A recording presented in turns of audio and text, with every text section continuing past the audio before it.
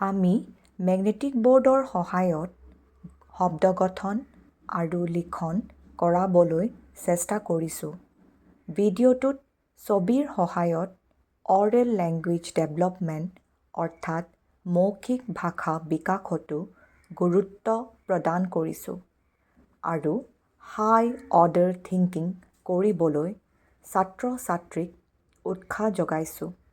শেষত শব্দটো আকৌ অংগ-ভংগীৰে মনত ৰাখিবলৈ যত্ন কৰা হৈছে।